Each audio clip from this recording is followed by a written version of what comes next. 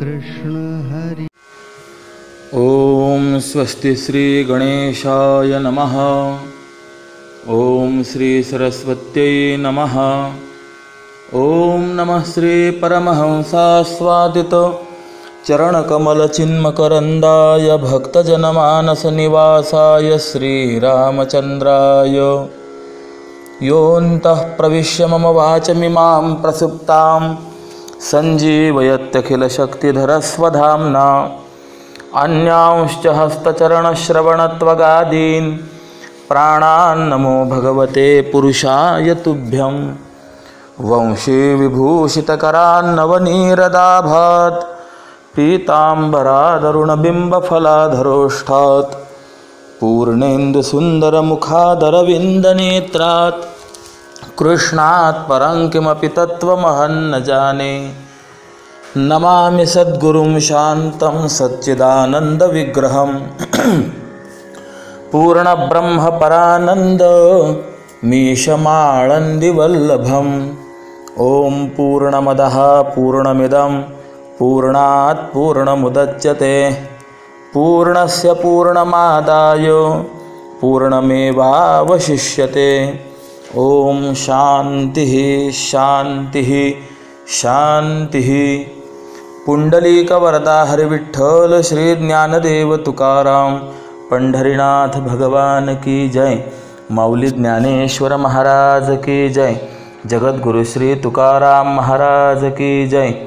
राजाधिराज रामचंद्र भगवान की जय। श्रीमद सच्चिदानंद सद्गुरु श्री स्वामी स्वरूपानंद महाराज की जय।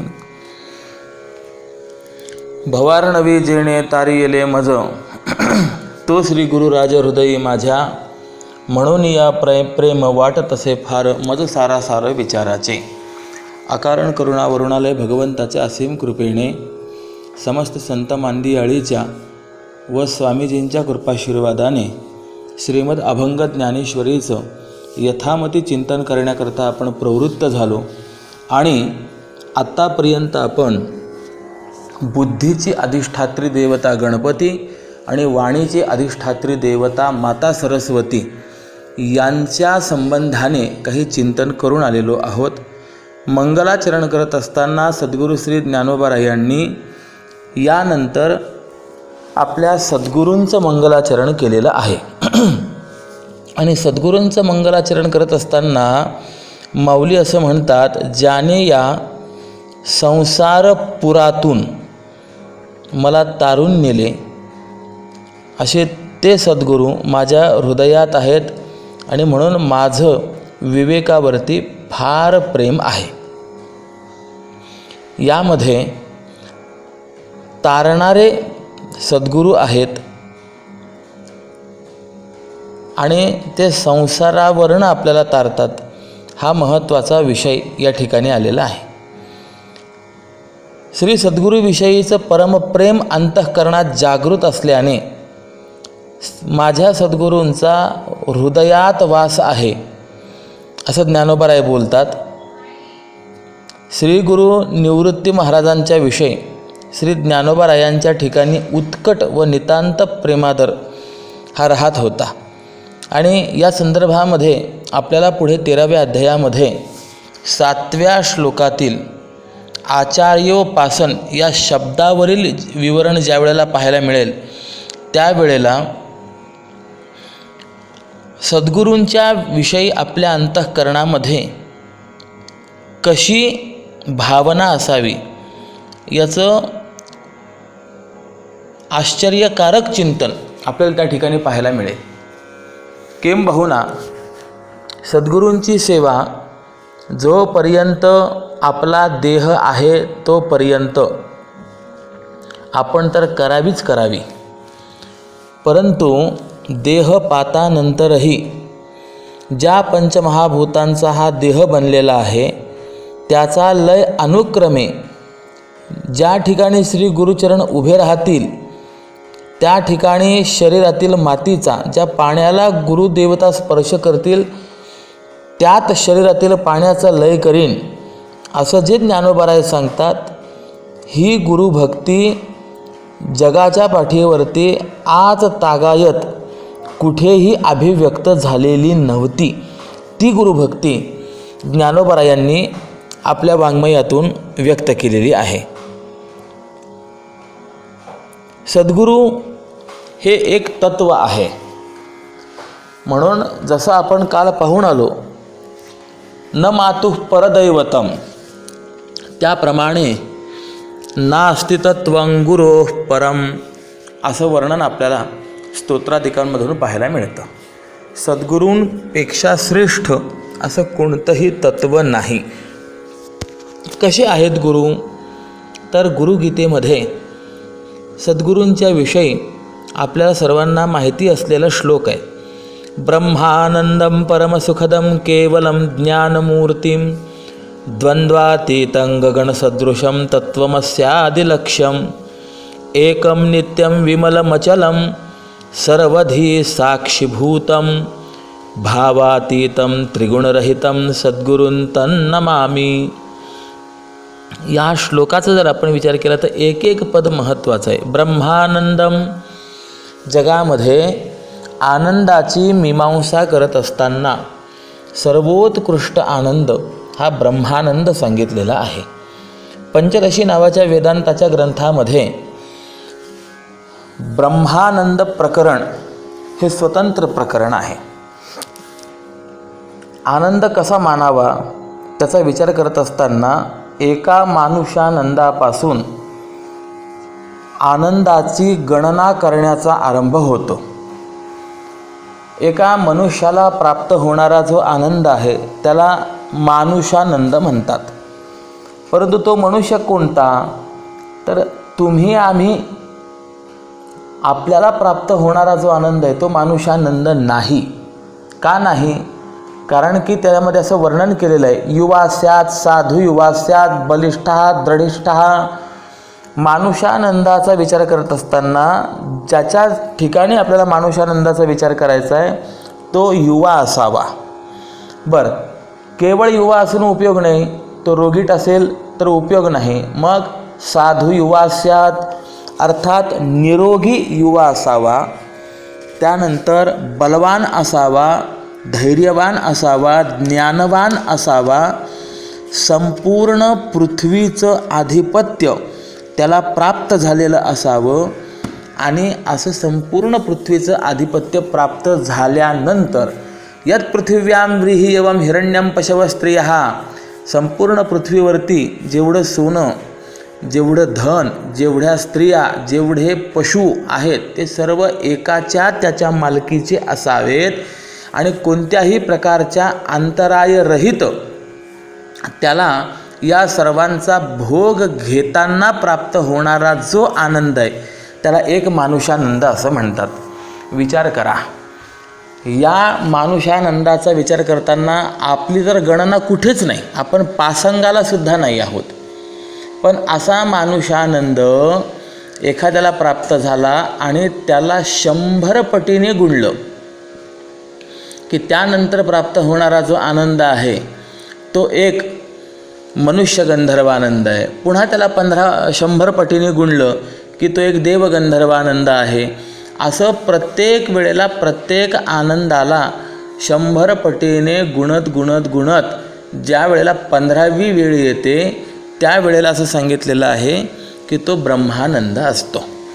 या ब्रह्मानंदाच्या पेक्षा अधिक आनंद जगामध्ये नाही. संपूर्ण जग या ब्रह्मानंदाच्या लवलेशावरती जगतं, असा ब्रह्मानंद. आणि तो ब्रह्मानंद ज्यांचं स्वरूप आहे ते सद्गुरू आहेत. याचा अर्थ असा आहे की सद्गुरूंच्या जीवनामध्ये सुख दुःख हे सापेक्ष भाव नाहीच. सुख दुःख निरपेक्ष केवळ असलेली जी आनंदावस्था आहे आणि नित्य निरतिशय आनंदावस्था म्हणजे ब्रह्मानंद. सद्गुरू असे आहेत. परमसुखदम, सर्वांना श्रेष्ठ सुख देणारे. केवलम, केवलतया हा भाव हा केवलम म्हणजे एकस्वरूपाचे. ज्ञानमूर्तीम, ज्ञानमूर्ती ज्यांच्या ठिकाणी अज्ञानाचा लवलेश नाही.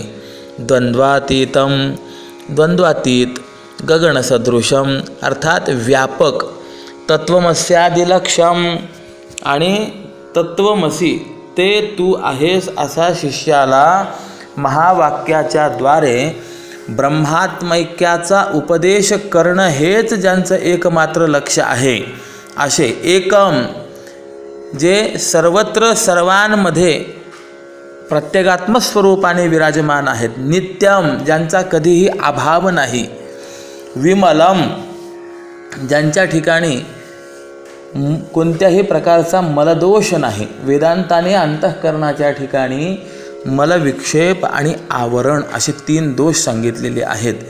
तर यापैकी विमलम या पदाने ज्यांच्या ठिकाणी मलदोष नाही, अचलम या पदाने ज्यांच्या ठिकाणी विक्षेप दोष नाही आणि सर्वधी साक्षीभूतम या पदाने ज्यांच्या ठिकाणी आवरण दोष नाही आहे, भावातीतम जे भावातीत आहे, त्रिगुणरहितम सत्व रज आणि तम या 3 गुणांच्या पलीकडचे आहेत. त्रिगुणरहितम म्हणजे त्यांच्या ठिकाणी कोणताच गुण नाही असं नाही, तर जे गुणातीत आहेत असे जे सद्गुरू आहेत त्यांना मी नमस्कार करतो. म्हणजे या संपूर्ण श्लोकाचा विचार केला असता आपल्याला सद्गुरू तत्व हे किती श्रेष्ठ आहे हे लक्षात घेता येतं. किंबहुना ते साक्षात परमब्रह्म आहे. म्हणून आपण म्हणतोच गुरुर्ब्रह्मा गुरुर्विष्णू गुरुर्देवो महेश्वरः गुरुः साक्षात परमब्रह्म तस्मै श्री गुरवे नमः. सद्गुरू हे परब्रह्म आहेत आणि म्हणून अशा आपल्या सद्गुरूंच्या ठिकाणी देवावर जेवढी श्रद्धा असते तेवढीच श्रद्धा सद्गुरूंच्या ठिकाणी असावी. किंबहुना देवावरती जेवढी श्रद्धा आहे त्यापेक्षा काकणभर अधिक श्रद्धा सद्गुरूंवर असावी. का? ज्याची देवावर आणि सद्गुरूंवरती नितांत आणि समान श्रद्धा आहे तोच तत्त्वज्ञानाचा अधिकारी होतो. म्हणून श्वेताश्वेतर उपनिषदामध्ये असं चिंतन आहे, यस्य देवे परा भक्तिः यथा देवे तथा गुरौ तस्येते कथिता ह्यर्थाः प्रकाशन्ते महात्मनः. ज्याची देवावरती पराभक्ती आहे आणि जशी देवावर पराभक्ती आहे तशीच सद्गुरूंच्या ठिकाणी पराभक्ती आहे, त्यालाच हे सांगितलेले अर्थ अंतःकरणामध्ये प्रकाशित होतात. आणि असं असल्यामुळे सद्गुरूंविषयी अंतःकरणामध्ये श्रद्धा असणं हे अत्यंत गरजेचं आहे. सद्गुरू काय करतात तर सद्गुरू आपल्या ठिकाणी असलेले जे अज्ञानाचा दोष असेल तो दोष निवारण करतात. म्हणून गोस्वामी तुलसीदासजींनी असा विचार मांडलेला आहे, जनमन मंजू मुकुर मल हरणी किये तिलक गुणगण वस करणी. म्हणजे सद्गुरूंचे चरणधुली ही इतकी श्रेष्ठ आहे, या धुलीने आपल्या मनरूपी आरशावरती असलेला जो मल आहे तो नष्ट करता येतो.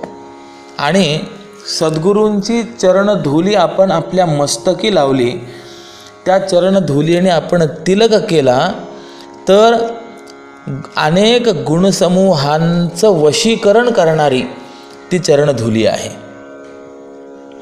पद्मपुराणामध्ये एक कपिल गीता नावाचं प्रकरण आहे, त्याच्यामध्ये सुद्धा असंच आलेलं आहे, विचारम दर्पणम यस्य अवलोकनमीक्षितम दृश्यते तत्स्वरूपंच तत्रैव पृथकम नहि हृदयम दर्पणम यस्य मनस्तत्रावलोकयन दृश्यते प्रतिबिंबेन आत्मरूपंच निश्चिते. म्हणजे मनरूपी आरशामध्ये जो निर्माण झालेला मल आहे तो मल सद्गुरूंचं चरणतीर्थ आपण ग्रहण केल्याने त्या पादोदकाबरोबर ते रजही मनामध्ये पोहोचल्यामुळे अंतःकरण शुद्ध होऊन त्या अंतःकरणामध्ये सद्विचार निर्माण होतात. आपल्याकडे समाधीला स्नान घातल्यानंतर तीर्थ दिलं जातं. ते का? त्याचं उत्तर हे आहे, शोषणम पापपंकस्य दीपनम ज्ञानतेजसाम गुरोः पादोदकम सम्यक संसारार्णवतारकम. गुरुगीतेमध्ये असं वर्णन आहे की गुरुचं चरणोदक पापरूपी चिखलाला धुवून काढणारं आणि ज्ञानरूपी तेजाला प्रकाशित करणारं असं असून सम्यक प्रकाराने संसार समुद्रावरून तारून नेणारं आहे. जोपर्यंत सद्गुरूंचं चरणरज आपल्याला प्राप्त होत नाही तोपर्यंत अज्ञान नष्ट होत नाही. याकरता श्रीमद भागवत ग्रंथामध्ये पंचम स्कंधामध्ये भरत राजा आणि रहुगण यांचा संवाद आहे. जे भरत होते ऋषभदेवांचे पुत्र, त्यांनी सर्वसंग परित्याग केला आणि वनामध्ये गेले. गंडकी नदीच्या तीरावरती त्यांची साधना चाललेली असताना आसन्न प्रसवा हरिणी त्याच ठिकाणी आली आणि एका वाघाची डरकाळी ऐकून घाबरलेली ती हरिणी या नदीवरनं पलीकडे जाण्याकरता तिने उडी घेतली. त्याबरोबर तिचा गर्भ पाण्यामध्ये गळून पडला.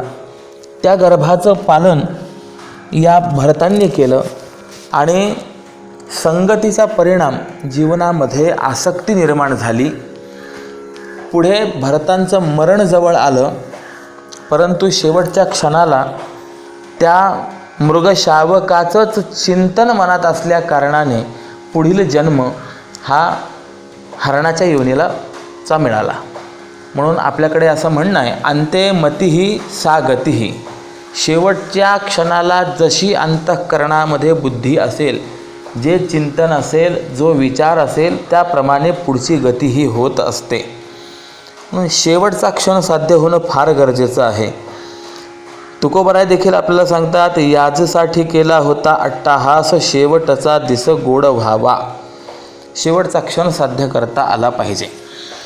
आपल्या कृतार्थतेसाठी तास, महिने, वर्ष यांची आवश्यकता नाही, क्षणाची आवश्यकता आहे. देवाची ये द्वारी उभा क्षणभरी तेणे मुक्तिचारी साधी येल्या. क्षणभर जरी देवाच्या दारामध्ये उभा राहिला तरी देखील कल्याण होतं. परंतु तो क्षण कोणता? तो शेवटचा क्षण आहे. तो शेवटचा क्षण साध्य झाला पाहिजे. आणि शांती ब्रह्मश्री एकनाथ महाराजांनी असं नमूद केलं आहे, वासनेचा संग होय अंतकाळी तरी तपोबळी जन्मधरी. शेवटच्या क्षणाला जर वासनेचा संग झाला तर कितीही तपस्वी असेल तरीसुद्धा त्याला पुन्हा जन्माला यावं लागतं. आणि याचं उदाहरण म्हणजे भरतराजा आहे. जड भरतराजा हरिणी गर्भा गेला, घाला तो घातला वासनेने. हा भरतराजा हरिणी गर्भाला प्राप्त झाला. का असं झालं? तर घाला तो घातला वासनेने, वासनेचा परिणाम. शेवटच्या क्षणाला त्या हरणाच्या पाडसाचं लागलेलं ध्यान, त्याचा परिणाम. मग या मृगयोनीमध्ये त्यांनी कुणाशीही संग केला नाही आणि पुढे ब्राह्मण योनीमध्ये जन्माला आले. आणि ब्राह्मण योनीमध्ये असताना रहुगण नावाचा राजा आणि जडभरत यांची भेट झाली. ते पुष्कळ मोठं चिंतन आहे, मी सर्व मांडत नाही. आणि रहुगणांना लक्षात आलं की ज्याला आपण सामान्य समजत आहोत ती व्यक्ती सामान्य नाही, कुणीतरी महात्मा आहे. आणि म्हणून रहुगणांनी या ब्राह्मण पुत्राला शरण येऊन आपल्या कल्याणाकरताचा मार्ग विचारला. त्यावेळेला या भरतांनी रहुगणाला भवाटवीचं वर्णन सांगितलं आहे. भव म्हणजे संसार आणि अटवी म्हणजे वन, अरण्य. संसाराला काही ठिकाणी नदी म्हटलेलं आहे, काही ठिकाणी समुद्र म्हटलेलं आहे, काही ठिकाणी अरण्य म्हटलेलं आहे, काही ठिकाणी वृक्ष म्हटलेलं आहे. मग संसार अरण्य कसं आहे याचं चिंतन करत असताना बरंचसं वर्णन केलेलं आहे. काम क्रोध लोभ शून्य पाठी लागले वढाळ, कवनामे शरण जाऊ दृष्टी देईल निर्मळ. काम क्रोध लोभ इत्यादी हे ओढाळ कुत्रे पाठीमागे लागले असं वर्णन आहे.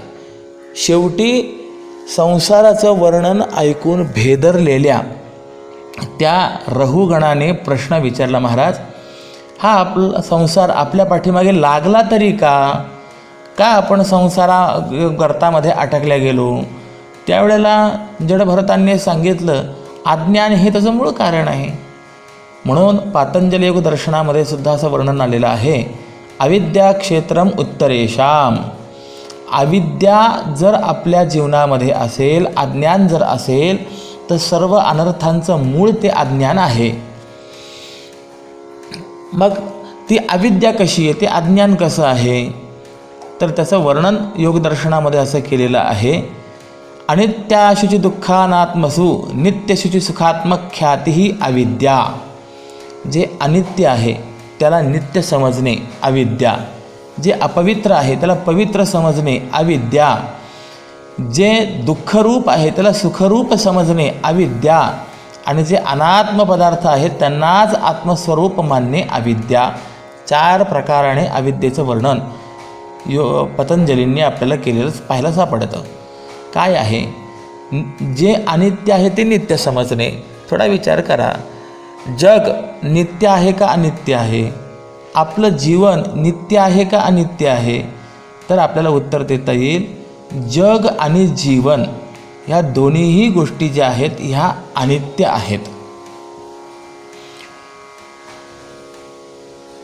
अनित्यानि शरीरानि वैभवम नैव शाश्वतम, नित्यसन्निहितो मृत्यू कर्तव्यो धर्मसंग्रह. शरीर अनित्य आहे, जग अनित्य आहे, पण अशा अनित्य असलेल्या जगालाच नित्य समजणे अविद्या आहे. अनित्य असलेल्या जीवनाला शरीराला नित्य समजणे अविद्या. अशुची, जे अपवित्र आहे त्याला पवित्र समजणे. थोडा विचार करा, देहाचा जर आपण विचार केला तर देह पवित्र का अपवित्र. जगद्गुरु तुकोबा यांनी असं सांगितलं आहे, शरीर दुःखाचे कोठार, शरीर रोगाचे भांडार, शरीर दुर्गंधीची थार, नाही अपवित्र शरीरा ऐसे. शरीर दुःखाचं कोठार आहे, शरीर रोगाचं भांडार आहे, शरीर दुर्गंधीची थार आहे, आणि त्यामुळे शरीरासारखं अपवित्र काहीही नाही आहे. शरीराच्या ठिकाणी अपवित्रता का आहे या संबंधातला विचार जो आहे हा पुढे मी भविष्यामध्ये आपल्याला सांगणार आहे. परंतु अशा अत्यंत अपवित्र असलेल्या शरीराला पवित्र समजणे अविद्या आहे. थोडा विचार करा, आपल्या शरीरातून एक तरी पदार्थ असा बाहेर पडतो का की जो पदार्थ पवित्र आहे, जो पदार्थ साठवून ठेवावा या लायकीचा आहे.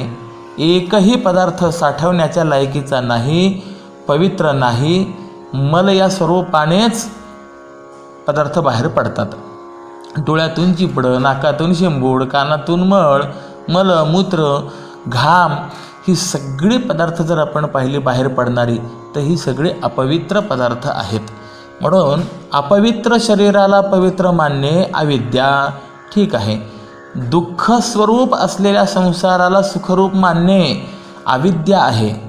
संसाराचा विचार करत असताना कुठेही संसार सुखाचा आहे असा विचार आपल्याला पाहायला मिळत नाही. संसार दुःखमुळं चहूकडे इंगळ, विश्रांती नाही कुठे, रात्रंदिवस तळमळ. संसार हा दुःखाचं मूळ आहे. बरं, या पलीकडे सांगायचं असेल तर दुःख बांधवडी आहे हा संसार, सुखाचा विचार नाही कोठे. हा संसार जो आहे हा दुःख स्वरूप आहे. संसारात दुःख आहे असं नाही, संसारच दुःखाचा आहे. दुःखाचं दुसरं नाव जर काही असेल तर संसार आहे. आणि अशा दुःखरूप संसारालाच सुखरूप मानणे अविद्या आहे. आणि जे अनात्म पदार्थ आहेत, स्त्री, पुत्र, देह, धन, या सर्वांना आपणच मानणे, आत्मस्वरूप मानणे याला अविद्या असं म्हणतात. हे अविद्येचं लक्षण आहे. आणि ह्या अविद्येमुळे काय होतं, जे जसं नाही ते आपण मानतो तसं जाणवायला लागतं आणि त्यामुळेच आपल्या पाठीमागे संसार लागतो. वेदांताने असं चिंतन केलेलं आहे, स्वस्वरूपाचं अज्ञान निर्माण झाल्यामुळे, अविद्येमुळे भेदज्ञान निर्माण झालं. भेदज्ञानामुळे अनुकूल प्रतिकूल ज्ञान निर्माण झालं. अनुकूल प्रतिकूल ज्ञानामुळे अंतःकरणामध्ये रागद्वेष निर्माण झाले. रागद्वेषामुळे आपल्याकडनं पाप पुण्य व्हायला लागलं. या पाप पुण्याचा परिणाम आपल्याला शरीर प्राप्त झालं आणि शरीर प्राप्त झालं म्हणून आपल्याला सुखदुःखाचा भोग घ्यावा लागतो, त्याचे हेलकावे सोसावे लागतात. जर शरीरच नसतं तर सुखदुःख आपल्याला भोगावेच लागले नसते. उपनिषदांनी स्पष्ट रीतीने सांगितलेलं आहे, अशरीरम वावसंतम न प्रिया प्रिये स्पृशतः. जो अशरीरी भावाला प्राप्त झालेला आहे त्याला प्रिय अप्रिय स्पर्श देखील करू शकत नाहीत. म्हणजे सगळं जे काही दुःख आपल्याला प्राप्त झालेलं आहे, हा संसार जो आपल्या पाठीमागे लागला आहे, हा कशामुळे पाठीमागे लागला आहे, तर हा अज्ञानामुळे पाठीमागे लागला आहे. अज्ञान हे त्याचं मुख्य कारण आहे. त्या भरतांनी रहुगणांना सांगितलं की अज्ञान आपल्या ठिकाणी आहे, अविद्या आपल्या ठिकाणी आहे, यामुळे संसार पाठीमागे लागला आहे. मग त्यावेळेला रहुगणाने प्रश्न विचारला, सांगा गुरुदेव, हे असं असलेलं सर्व अनर्थाला कारणीभूत अज्ञान, ते अज्ञान जाईल कसं, नष्ट होईल कसं? याचं उत्तर देत असताना भरत सांगतात, रहुगणेत तपसा न याती न चेज्जया निर्वपणात गृहाद्वा न छंदसा नैव जलाग्नि सूर्यैर विना महत्पाद रजोभिषेकम. रहुगणा, हे अज्ञान तपाने जात नाही, यज्ञयागाने जात नाही, संन्यास घेतल्याने जात नाही, वेदाध्ययन केल्याने जात नाही, पाण्याने धुतलं जात नाही, अग्नीने जाळलं जाऊ शकत नाही, सूर्यप्रकाशात ते वाळवलं जाऊ शकत नाही. मग हे अज्ञान जाईल तरी कशाने? विना महत्पाद रजोभिषेकम. जोपर्यंत सद्गुरूंच्या चरणधुलीने आपल्याला स्नान होणार नाही, गुरुदेवांची चरणधुली आपल्या मस्तकी पडत नाही, तोपर्यंत कोणत्याच साधनाने हे अज्ञान निवृत्त होत नाही. असं असल्यामुळे सद्गुरूंची चरणधुली प्राप्त होणं हे अत्यंत महत्त्वाचं आहे. किंबहुना उघर ही विमल विलोचन ही के मिट ही दोष दुःख भव रजनी के. ज्या वेळेला सद्गुरूंची कृपा प्राप्त होते त्यावेळेला हृदयाचे ज्ञान वैराग्यरूपी निर्मल नेत्र हे उघडले जातात आणि संसाररूपी रात्रीचे सर्व दोष आणि दुःख हे परिसमाप्त होतात. असं आपल्या जीवनामध्ये असलेलं अज्ञान घालवून आपल्याला सुख प्रदान करणारे, कृतार्थ करणारे सद्गुरू असल्या कारणाने, या सद्गुरूंच्याच कृपाशीर्वादाने या संसार सागरावरून आपल्याला तरुण जाता येतं. किंबहुना भवार्णवी जेणे तारियले मज. अर्णव शब्द या ठिकाणी आहे, त्याचा अर्थ संसार आहे. या संसार सागरावरून तारणारं कोण आहे? सद्गुरू आहेत. ज्ञानोबरायांचा स्वतःचा अनुभव आहे. ज्ञानदेव म्हणे तरलो तरलो आता उद्धरिलो गुरुकृपे. माऊली सांगतात, मी खरोखर तरलो, परंतु कसा तरलो? साधन काय? गुरुकृपेने. आणि असं असल्यामुळे ज्यांनी मला या संसार सागरावरनं तारलं असे तो श्री गुरुराज हृदयी माझ्या, ते सद्गुरू माझ्या हृदयामध्ये निवास करतात. म्हणून या प्रेम वाटत असे फार मज सारासार विचाराचे. आणि म्हणून मला सारासार विचाराच्या ठिकाणी अत्यधिक प्रेम आहे. सारासार विचार म्हणजे आत्मानात्म विचार आहे, यालाच विवेक असं म्हणतात. आणि तो विवेक राहतो तरी कुठे? संत तेथे विवेका असनी कीजे. किंबहुना संत म्हणजे ते विवेकाचे गाव, असं वर्णन आपल्याला पाहायला मिळतं. ब्रह्मविचार, तत्वविचार हा ज्या ठिकाणी सद्गुरू आहेत, संत आहेत, त्या ठिकाणी राहत असतात. असं आहे. विचार कसा करावा या संदर्भामध्ये अपरोक्षानुभूती नावाच्या ग्रंथामध्ये असं वर्णन आहे. कोहं कथमिदं जातं को वै कर्तास्य विद्यते उपादानं किमस्तिह विचार सोयमीदृशः. अहम कहा, मी कोण आहे. कथमिदं जातं, मला जे आजूबाजूला जग दिसतं हे जग निर्माण कसं झालं. को वै कर्तास्य विद्यते, या सर्व जगाचा कर्ता कोण आहे. आणि उपादानं किमस्तिह, आणि या जगाचं उपादान कारण कोण आहे. अशा 4 प्रकाराने जे चिंतन करणं आहे त्याला विचार असं म्हणतात. बंधातून निवृत्त व्हायचं असेल, मुक्त व्हायचं असेल तर आपल्याला या विचाराची आवश्यकता आहे. आणि जोपर्यंत हा ब्रह्मविचार आपल्या ठिकाणी निर्माण होत नाही तोपर्यंत आपण बंधातून मुक्त होऊ शकत नाही. को नाम बंधः कथमेश आगतः कथम प्रतिष्ठास्य कथम विमोक्षः.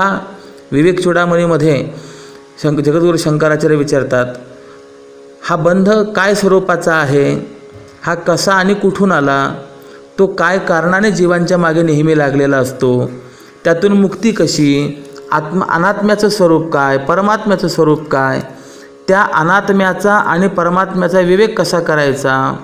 हा सगळा विचार केल्याने आपल्याला कृतार्थता सिद्ध होते आणि तो विचार सद्गुरूंच्या सान्निध्यामध्ये प्राप्त होत असतो. म्हणून सद्गुरूंविषयी आणि त्या सारासार विचाराविषयी माझ्या अंतःकरणामध्ये अत्यंत आदर आहे, प्रेम आहे. पायाळूच्या डोळा घालिता अंजन पाहू शके धन भूमिगत किंवा चिंतामणी होता हस्तगत सर्व मनोरथ सदा पूर्ण. पायाळू आपण सर्वांना माहिती आहे, त्याच्या डोळ्यामध्ये एक विशिष्ट वस्तूंनी निर्माण केलेलं दिव्य अंजन जर घातलं तर त्या अंजनाच्या माध्यमातून त्याच्या नजरेला फाटा फुटतो आणि भूमिगत असलेलं धन त्याला स्पष्ट दिसतं. किंवा चिंतामणी हातात घेऊन आपण जे चिंतन करू ते सर्व चिंतन पूर्ण होत असतं. हे जसं आहे त्याप्रमाणे ज्ञानोबाला सांगतात, तैसा पूर्ण काम झालो घेता नाम निवृत्तीचे. त्याप्रमाणे मी सद्गुरू श्रीमन निवृत्तीनाथ महाराजांचं नाव घेतल्याने अर्थात त्यांचं दास्यत्व केल्याने मी परिपूर्ण झालो, माझ्या सर्व इच्छा पूर्ण झाल्या. आणि म्हणून ज्या जाणत्याने कृतकृत्य होण्याची इच्छा करावी त्याने आपल्या सद्गुरूंची सेवा केली पाहिजे. सद्गुरूंची सेवा हे कृतार्थ करणाऱ्या सर्व साधनांचं मूळ आहे. एक सद्गुरू सेवा केली की त्याने सर्वच साधनं केल्यासारखी होत असतात. याला उदाहरण देतात, वृक्षाची या मुळी घालिता उदक देखा शाखा देख संतोषती. झाड वाढवण्याकरता आपल्याला झाडाच्या प्रत्येक पानाला फांदीला पाणी घालण्याची आवश्यकता नाही.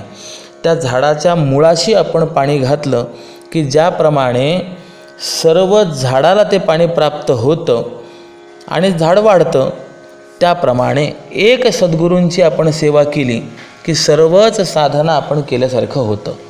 किंवा भावे होता सागरी सुस्नात जैसी घडतात सर्व तीर्थे. सर्व तीर्थांचं समन्वय हा एका सागराच्या ठिकाणी असल्यामुळे सागरामध्ये स्नान केल्याने सर्व तीर्थांमध्ये स्नान केल्याचं फळ आपल्याला प्राप्त होत असतं. इथे सागर स्नानाचा, समुद्र स्नानाचा विषय आल्यामुळे थोडासा विचार मी आपणास सांगून जातो. काय झालं, समुद्र स्नान केल्याने सर्व तीर्थांचं स्नान केल्याचं पुण्य प्राप्त होतं, ही गोष्ट मान्य आहे. परंतु समुद्रामध्ये आपल्याला वाटेल त्या वेळेला स्नान करता येत नाही. मग विशिष्ट पर्वकाळीच समुद्राला स्पर्श करण्याचा निर्णय शास्त्रकाराने दिलेला आहे. तद्व्यतिरिक्त अन्य काळी समुद्र हा अस्पृश्य आहे. या संदर्भामध्ये स्कंदपुराण प्रभास खंडामध्ये एक कथा आहे. एक वेळेला देवदेवतांच्या हितार्थ समुद्राने ब्राह्मणांशी काही छळकपट केला आणि हे ज्यावेळेला ब्राह्मणांना कळालं त्यावेळेला ब्राह्मणांनी समुद्राला अस्पृश्य होण्याचा शाप दिला आणि त्या शापाच्या ग्लानीने समुद्र कोरडा पडायला लागला, सुकायला लागला. त्यावेळेला ब्रह्मदेव ब्राह्मणांकडे आले आणि ब्राह्मणांना समजावून सांगितलं की या सागराच्या आश्रयाने करोडो जलचर जीव राहतात. जर समुद्र सुकला गेला तर अशा करोडो जीवांची हत्या होईल आणि हा दोष आपणालाही लागणार आहे. म्हणून आपण समुद्राचं रक्षण करा. त्यावेळेला ब्राह्मणांनी ब्रह्मदेवाचं म्हणणं मान्य केलं आणि ब्रह्मदेवाचा शब्द राखणे आणि समुद्राची रक्षा करणे, त्याबरोबर ब्राह्मणांनी दिलेला जो काही शाप आहे तोही खरा व्हावा, या हेतूने असा एक निश्चय केला गेला की पर्व काळामध्ये समुद्र स्नान केल्याने पुण्य होईल. पर्व काळाव्यतिरिक्त समुद्राला अस्पृश्यता राहील. त्यानंतर ज्या ज्या ठिकाणी नदी आणि समुद्राचा संगम आहे त्या त्या ठिकाणी समुद्र हा नेहमी पूजनीय असेल आणि तो स्पर्शनीय असेल. सेतुबंध म्हणजे रामेश्वर या ठिकाणी समुद्राचा स्पर्श मान्य आहे, परंतु अन्य ठिकाणी मात्र समुद्राचा स्पर्श हा निषिद्ध मानला जाईल.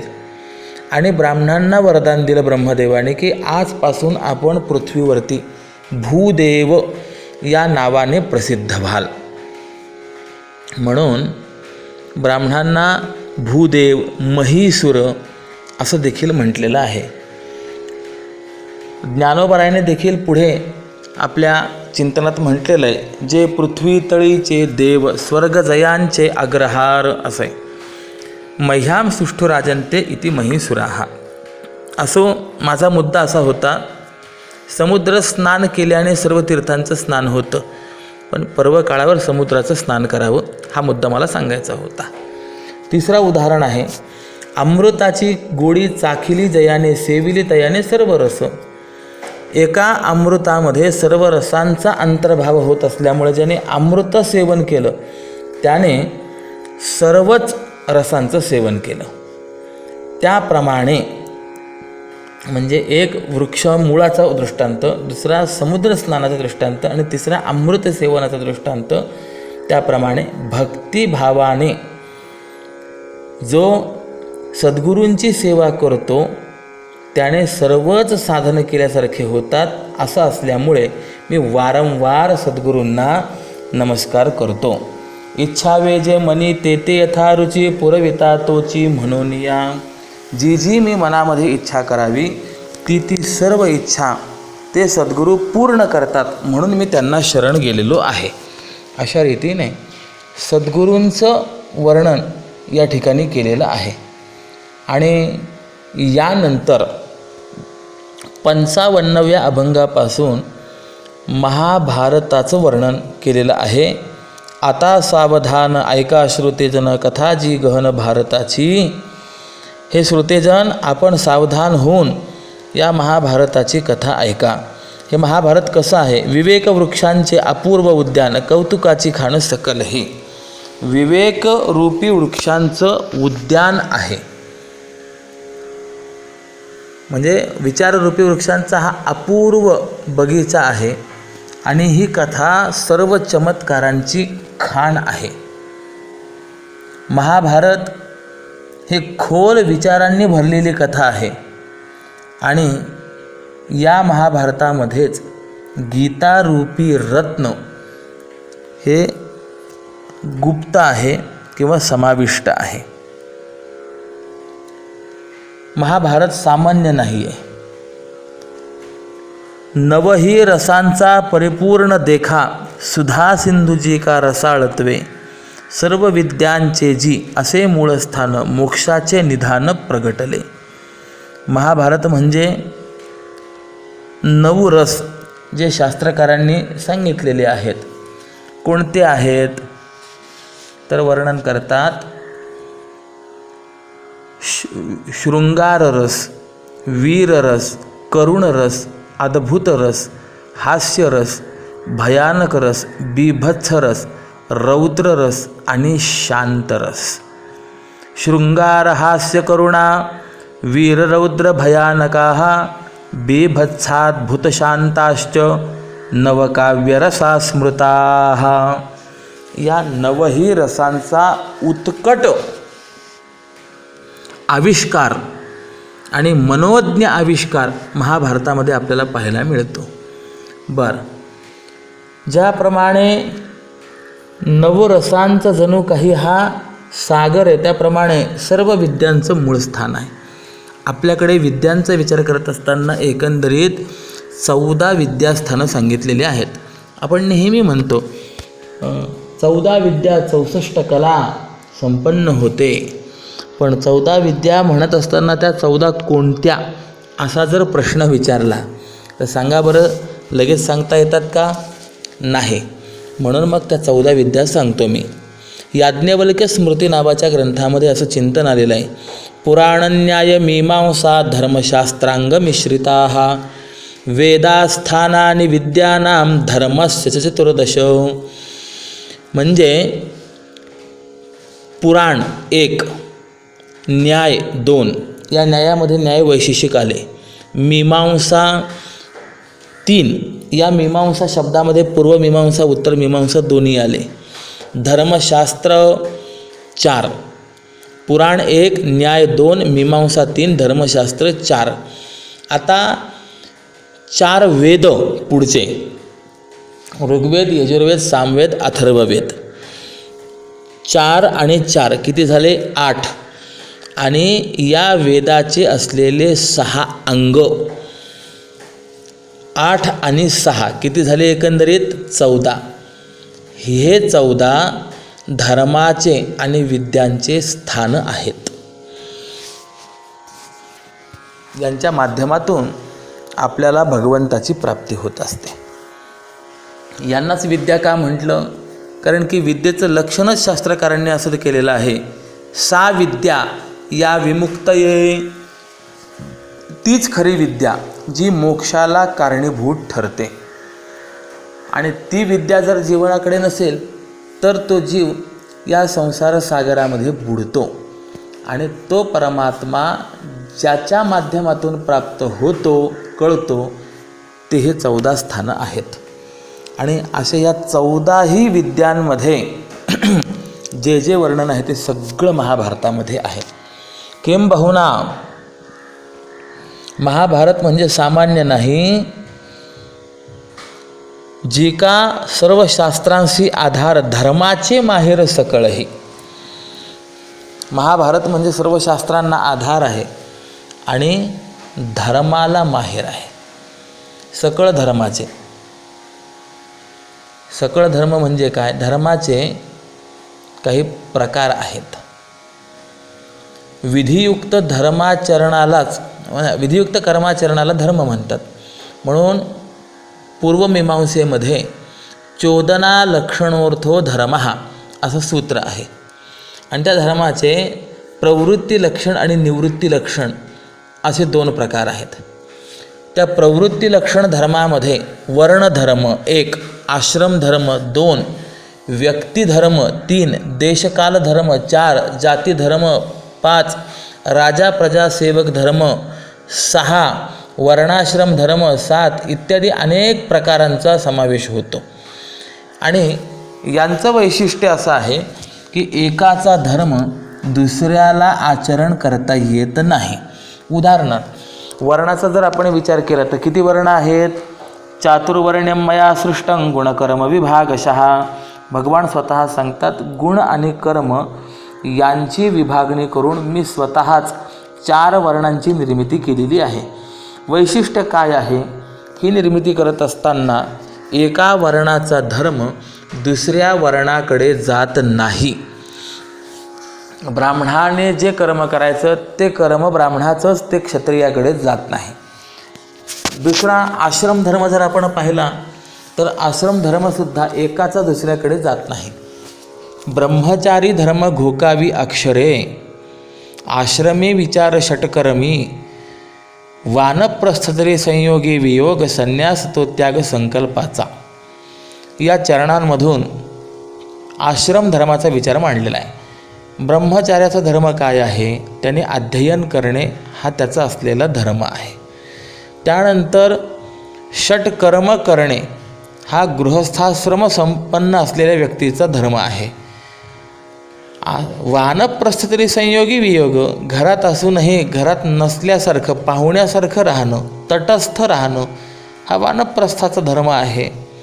संयोगात असूनही वियोगवत राहणं हे ज्यामध्ये करावं लागत असतं त्याला वानप्रस्थ म्हणतात. आणि संन्यास तो त्याग संकल्पाचा, कुठल्याही प्रकारचा संकल्प अंतःकरणामध्ये नसणे, इच्छाच अंतःकरणामध्ये नसणे याला संन्यास असं म्हणतात.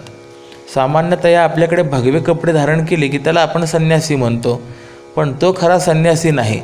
ज्याच्या अंतःकरणातून मी आणि माझी आठवण हीच परिसमाप्त झालेली आहे तोच खरा संन्यासी आहे. किंबहुना कोण संन्यासी, संन्यासाचं स्वरूप काय याचं चिंतन करत असताना वेदांतामध्ये इतकं सुंदर चिंतन आलेलं आहे. यथा जात रूप धरहा स संन्यासी असं वर्णन आहे. म्हणजे बाळ ज्या वेळेला जन्माला येतं त्यावेळेला त्याची जी स्थिती असते, जी अवस्था असते त्या पद्धतीने राहणं याला खरं संन्यास म्हणतात. नुकतंच जन्माला आलेलं बाळ, काही अंगावरती वस्त्र आहे का? नाही. बरं, शेंडी आहे का? जाणवं आहे का? नाही. मी ब्राह्मण आहे किंवा क्षत्रिय आहे किंवा वैश्य आहे वगैरे कोणता तरी अभिमान आहे का? वर्णाभिमान नाही. बरं, मी ब्राह्मण आहे किंवा मी मराठा आहे किंवा मी अमुक आहे असा कोणता तरी जातीचा अभिमान आहे का? नाही. कुळाचा अभिमान आहे का? नाही. स्वतःच्या देहाचा अभिमान आहे का? नाही. संपत्तीचा अभिमान आहे का? नाही. ज्ञानाचा अभिमान आहे का? नाही. म्हणजे जन्माला आलेलं बाळ ज्याप्रमाणे कोणत्याच अभिमानाने लिप्त झालेलं नसतं, ते अत्यंत तटस्थ आणि निरागस असतं, तशी अत्यंत तटस्थ आणि निरागस वृत्ती होणं म्हणजे संन्यासी होणं आहे. ही संन्यासाची व्याख्या आहे. संन्यास तो त्याग संकल्पाचा. आता विचार करा, हा जो संन्यास धर्म आहे हा संन्यास धर्म गृहस्थाश्रमाकडे येतो का? नाही. गृहस्थाश्रमाचा धर्म वानप्रस्थाकडे जातो का? जात नाही. वानप्रस्थाश्रमीचा धर्म ब्रह्मचर्य आश्रमवासियाकडे जातो का? जात नाही. म्हणजे हे असे विशिष्ट धर्म आहेत. याला प्रवृत्ती लक्षण धर्म असं म्हणतात. काही धर्म अशी आहेत, साधारण धर्म त्याला म्हणतात, की जो सर्वांनी आचरण करायचा असतो, सर्व काळात आचरण करायचा असतो. उदाहरणार्थ खरं बोलावं. आता याला काही असं सांगता येईल का आपल्याला की ब्रह्मचार्याने खरं बोलावं किंवा गृहस्थाने खरं बोलावं किंवा संन्यासाने खरं बोलावं? नाही. कोणत्याही आश्रमातला असो त्याने खरं बोललं पाहिजे. बरं, असं काही आपल्याला सांगता येतं का की लहान मुलांनी खरं बोलावं, मोठ्यांनी वयोवृद्धांनी खरं बोलू नये? नाही. सर्वांनीच खरं बोलावं. म्हणजे ज्याला वयाचं प्रतिबंध नाही, ज्याला आश्रमाचा प्रतिबंध नाही, ज्याला वर्णाचा प्रतिबंध नाही, ज्याला लिंगभेदाचा प्रतिबंध नाही, ज्याला कोणत्याही काळाचा प्रतिबंध नाही, ज्याला कोणत्याही संस्कृतीचा प्रतिबंध नाही, ज्याला कोणत्याही देशाचा राष्ट्राचा प्रतिबंध नाही, असे कोणतेच प्रतिबंध ज्याला लागू होत नाही आणि सर्वांनी सर्वत्र सर्वदा समप्रमाणात जो आचरण करावयाचा धर्म असतो त्याला साधारण धर्म असं म्हणतात. हा देखील प्रवृत्ती धर्मामध्येच आहे. आणि दुसरा जो धर्म आहे तो मात्र निवृत्ती लक्षण धर्म, तो ज्ञान वैराग्य रूप असा एकच आहे. प्रवृत्ती धर्माचरणाने काय होतं? इहलोकी उत्कर्ष होतो आणि मरणानंतर उत्तम गती प्राप्त होते. म्हणून या प्रवृत्ती लक्षण धर्माचंच वर्णन वैशेषिक शास्त्रकारांनी असं केलेलं आहे, यतः अभ्युदय निःश्रेयस सिद्धी स धर्म, ज्याच्या माध्यमातून अभ्युदय होतो आणि निःश्रेयसाची सिद्धी होते, उत्तम गती प्राप्त होते, त्याला धर्म म्हणा. आणि निवृत्ती धर्माचं आचरण जर केलं तर काय होतं, जिवंतपणीच मोक्ष प्राप्त होत असतो. मोक्ष आहे काय, मो आणि क्ष असे 2 अक्षर या मोक्ष शब्दामध्ये आहेत. मो म्हणजे मोह आणि क्ष म्हणजे क्षय. मोहाचा क्षय म्हणजे मोक्ष. सोपी व्याख्या. अर्जुनाने सुद्धा भगवंताला ग्वाही देताना हीच ग्वाही दिली की नाही, नष्टो मोहस्मृतिरलब्धा त्वत्प्रसादान्मयाच्युत. हे देवा, तुझ्या कृपा प्रसादाने, तुझ्या या उपदेशामुळे माझा मोह नष्ट झाला आणि क्षात्रस्मृती जी आहे ती मला प्राप्त झाली. मोहाचा क्षय होणं याला मोक्ष असं म्हणा. आणि निवृत्ती धर्माच्या आचरणाने, ज्ञानवैराग्यरूप धर्माच्या आचरणाने जिवंतपणेच मोहक्षयरूप मोक्षाची प्राप्ती होत असते. असे 2 प्रकारचे आपल्याला धर्मशास्त्रकारांनी सांगितलेले आहेत. मग हे जे काही धर्म आहेत, या सर्व धर्माचं माहेर म्हणजे महाभारत आहे. किंबहुना धर्म कोण आहे, धर्म शब्दाचा अर्थ भगवान श्रीकृष्ण आहे. म्हणून त्या महाभारताच्या असं आरंभाला असं चिंतन आलेलं आहे की युद्धक्षेत्रावर जाण्यापूर्वी धर्मराज युधिष्ठिर, त्यानंतर दुर्योधन वगैरे सगळेजण धृतराष्ट्रांना, गांधारी मातेला नमस्कार करण्याकरता गेले. धृतराष्ट्रांनी तर आशीर्वाद वगैरे दिला, आयुष्यमान भव, विजयी भव वगैरे. गांधारी मातेकडे ज्या वेळेला नमस्काराला गेले त्यावेळेला गांधारी मातेने कौरवांना देखील एक वाक्य सांगितलं. नमस्कार केला कौरवांनी, यतो धर्मस्ततो जय, ज्या बाजूने धर्म आहे त्या बाजूने विजय आहे. आणि पांडव गेले तर पांडवांना तेच वाक्य सांगितलं, यतो धर्मस्ततो जय, ज्या बाजूने धर्म त्या बाजूने विजय. पांडवांनी प्रश्न विचारला, आईसाहेब आशीर्वाद द्या, यतो धर्मस्ततो जय हे काय सांगतात. गांधारी मातेने सांगितलं, अरे बाबा, मी आशीर्वाद दिल्याने तुम्हाला विजय मिळेल याची काय खात्री, आशीर्वाद देणारी मी कोण, परंतु मी तुम्हाला नियम सांगते, ज्या बाजूने धर्म आहे त्या बाजूने विजय आहे. याचा अर्थ युद्ध करण्यापूर्वी कौरव आणि पांडव दोघांनी सुद्धा आपापला पक्ष एकदा पुन्हा तपासून घ्यावा की खरोखर आपला पक्ष धर्माचा आहे काय. अर्थात दोघांनाही पुन्हा एकदा अंतर्मुख होऊन विचाराकडे प्रवृत्त करणारं हे वाक्य होतं. परंतु दुर्दैव असं की त्यावेळेला यतो धर्मस्ततो जयः या शब्दाचा, वाक्याचा अर्थ कौरव पांडव कुणालाच कळाला नाही. पण त्या वाक्याचा अर्थ महाभारतात जर कुणाला कळाला असेल तर तो संजय यांना कळाला. ज्या तत्वाला गांधारी मातेने यतो धर्मः ततो जयः या शब्दात सांगितलं, त्याचं वर्णन संजय याने केलं. यत्र योगेश्वरः कृष्णः यत्र पार्थो धनुर्धरः तत्र श्रीर्विजयो भूतिर्ध्रुवानीतिर्मतिर् मम. ज्या बाजूने भगवान योगेश्वर श्रीकृष्ण आहेत, अर्थात गांधारी मातेने ज्याला धर्म म्हटलं त्याला संजय याने भगवान श्रीकृष्ण म्हटलं. म्हणजे धर्म या शब्दाचा अर्थ कोण, भगवान श्रीकृष्ण आहे. धर्माची तू मूर्ती, पाप पुण्य तुझ्या हाती.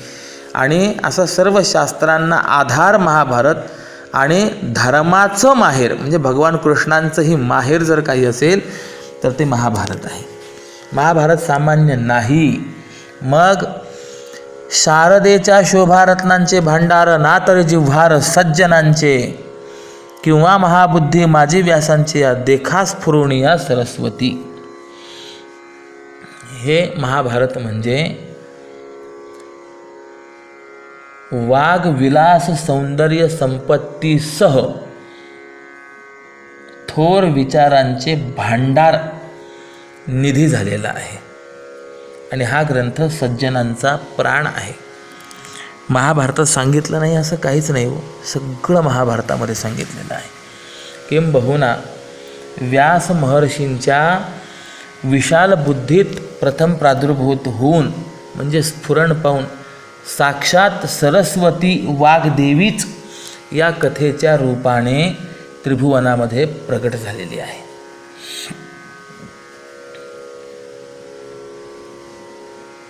4 वेद आणि वेदांच्या 6 अंगांचा द्विजांनी अभ्यास केला आणि महाभारताचा अभ्यास केला नाही तर तो विचक्षण होणार नाही, एवढी महाभारताची अलौकिक थोरवी आहे. म्हणून आदिपर्वामध्ये अशी स्पष्टता केली आहे, यो विद्याश्चतुरो वेदान सांगोपनिषतो द्विजः न चाख्यानमिदं विद्या नैव सस्याद विचक्षणः. म्हणून वेदाचं अध्ययन ज्यांनी केलेलं आहे त्याने आपल्या त्या अध्ययनाचं साद्गुण्य होण्याकरता या महाभारताचा अभ्यास केला पाहिजे. इतिहास पुराणाभ्याम वेदम समुपबृंहयेत बिभेत्यल्पश्रुतात वेदः मामयम प्रहरिष्यति. इतिहास आणि पुराण या दोन्हींसह वेदाचं अध्ययन केलं पाहिजे. जर वेदांचं अध्ययन केलं आणि इतिहास पुराणांचा अभ्यास नसेल तर वेद अशा व्यक्तीला घाबरतो आणि मग त्या इतिहास पुराणाचा अभ्यास करताना इतिहास म्हणून ज्याचा अभ्यास करावा ते महाभारत आहे. ही महाभारताची महती आहे. किंबहुना महाभारत म्हणजे काय? काव्यराज नाव म्हणून ह्या ग्रंथा रसारसळता येथोनीच पावली शब्दश्री येथे सत्शास्त्रता वाढली मृदुता महाबोधी. काव्य सामान्य समजू नका. काव्याचा विचार करत असताना अनेक दोषांनी रहित ती रचना असावी तर त्याला काव्य असं म्हणतात. म्हणून सरस्वती कंठाभरण नावाच्या ग्रंथात असं वर्णन आहे, निर्दोषम गुणवत काव्यम अलंकारैरलंकृतम रसान्वितः कविः कुर्वन् कीर्तिं प्रीतिंच विंदती. म्हणजे काव्य निर्दोष असावं, गुणांनी युक्त असावं, अलंकारांनी अलंकृत असावं, रसान्वित असावं आणि असं काव्य केल्यानेच कवी कीर्तीला आणि आनंदाला प्राप्त होतो. मग निर्दोष असावं म्हणजे कसं असावं? तर काव्य निर्माण करताना 3 प्रकारचे दोष सांगितलेले आहेत. पददोष, वाक्यदोष आणि वाक्यार्थ दोष. दोषाः पदानां वाक्यानां वाक्यार्थानांच षोडश हेया काव्ये कवींद्रैर्ये ताने वादौ प्रचक्षुमहे. पददोष, वाक्यदोष आणि वाक्यार्थ दोष. आणि यातही पुन्हा प्रत्येकाचे 16 भेद आहेत. पददोष 16 प्रकारचे, वाक्यदोष 16 प्रकारचे आणि वाक्यार्थ दोष 16 प्रकारचे. म्हणजे 16 48. 48 दोष ज्याच्यामध्ये नाहीत त्याला काव्य म्हणा. हे काव्यातलं पहिलं लक्षण आहे बरं का. आता 48 दोष असतात हे सुद्धा बऱ्याच जणांना माहिती नाही. मी थोडक्यात फक्त सांगून जातो. पददोष, पदाच्या ठिकाणी दोष नसावे. कसे? असाधू म्हणजे शब्दशास्त्र व्याकरणाच्या विरुद्ध शब्द जर वापरला तर त्याला असाधू नावाचा दोष म्हणतात. अप्रयुक्त म्हणजे कोणत्याही कवीने ज्याचा प्रयोग केलेला नाही आहे किंवा कवी ज्याचा प्रयोग करत नाही असा शब्द वापरणे त्याला अप्रयुक्त नावाचा दोष म्हणतात. कष्ट म्हणजे जो कानाला कडू लागेल अशा शब्दाचा प्रयोग त्याला कष्ट दोष म्हणतात. त्यानंतर चरण पूर्ण होण्याकरता म्हणून एखादा अक्षर कमी पडत असेल, 2 अक्षरं कमी पडत असतील तर तुहीन चास्म हवई असे हे अक्षर त्याच्यामध्ये घालून ते अक्षर ते पाद पूर्ण करणं याला अनर्थक दोष म्हणतात. अन्यर्थक दोष आहे, अपुष्टार्थ दोष आहे, असमर्थ दोष आहे, अप्रतीत दोष आहे, क्लिष्ट, गूढ, नेयार्थ, संदिग्ध, विपरीत, अप्रयोग, देश्य आणि ग्राम्य म्हणजे अश्लील, अमंगल, घृणास्पद शब्द त्या रचनेमध्ये वापरणं याला ग्राम्य दोष म्हणतात. असे पदाच्या ठिकाणी 16 दोष आहेत. त्याप्रमाणे वाक्याच्या ठिकाणी सुद्धा 16 दोष आहेत. उदाहरण सांगतो. शब्दहीन, अपशब्दांचा प्रयोग करणे दोष आहे. क्रमभ्रष्ट, ज्या शब्दांमध्ये अर्थाच्या क्रमाचा भंग झालेला आहे, अर्थाच्या क्रमाची संगती नाही त्याला क्रमभ्रष्ट दोष म्हणतात. विसंधी दोष म्हणजे संधीच नाही, त्याला विसंधी नावाचा दोष म्हणतात. पुनरुक्तिमत, वारंवार पुन्हा पुन्हा तेच सांगणं, हा देखील दोष आहे. असे वाक्याच्या ठिकाणी 16 दोष आहेत आणि वाक्यार्थाच्या ठिकाणी 16 दोष असतात. अपार्थ दोष म्हणजे पूर्ण वाक्य झालं परंतु पूर्ण वाक्याचा कोणतंच तात्पर्य न निघणे, त्याला अपार्थ नावाचा दोष म्हणतात. त्यानंतर व्यर्थ दोष म्हणजे ज्याचं तात्पर्य पूर्वी आलेलंच आहे तेच पुन्हा मांडणे, याला व्यर्थ नावाचा दोष म्हणतात. ससंशय, जे वाक्य ऐकल्यानंतर अंतःकरणामध्ये शंका निर्माण होईल त्याला ससंशय दोष म्हणतात. असे विचार करा, 48 दोष आहेत.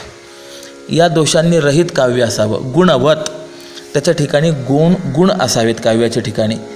कोणते गुण आहेत तर शास्त्रकारांनी सांगितलं आहे की 24 गुण काव्याच्या ठिकाणी असतात. श्लेष, प्रसाद, समता, माधुर्य, सुकुमारता, अर्थव्यक्ती, कांती, उदारत्व, उदात्तता, ओज, और्जित्य, प्रेय, सुशब्दता, समाधी, सौक्ष्म्य, गांभीर्य, विस्तार, संक्षेप, संमितत्व, भाविक, गती, रीती, उक्ती आणि प्रौढ असे 24 गुण असतात म्हणे. 24 गुणांनी युक्त असावं. किंबहुना वामनांनी 10 गुण मानलेले आहेत. माधुर्य, ओज, प्रसाद, श्लेष, समता इत्यादी. नाही काही म्हणलं तर कमीत कमी माधुर्य, ओज आणि प्रसाद एवढे 3 तर गुण असावेत की नाही. असं आहे, माधुर्य गुण असेल तर कितीही वाचलं तरी पुन्हा वाचावं वाटतं. ओज गुण असेल तर त्याचा अंतःकरणावर परिणाम होतो आणि प्रसाद गुण असेल तर वाचून मन प्रसन्न होतं. आपण ज्ञानेश्वरी बघा किंवा अभंग ज्ञानेश्वरी बघा, या ग्रंथांच्या ठिकाणी माधुर्य, ओज आणि प्रसाद हे 3ही गुण आपल्याला पाहायला मिळतात. त्याप्रमाणे अनेक अलंकाराने ते अलंकृत असावं, रस त्याच्यामध्ये असावेत. असं जर असेल तर त्याला म्हणायचं काव्य. आता याच्या पुढे चला, हा झाला फक्त काव्याचा विषय. परंतु अशा लक्षणांनी युक्त जे जे काही आज तागायत जगामध्ये काव्य झालेले आहेत त्या सर्व काव्य ग्रंथांचा राजा महाभारत आहे.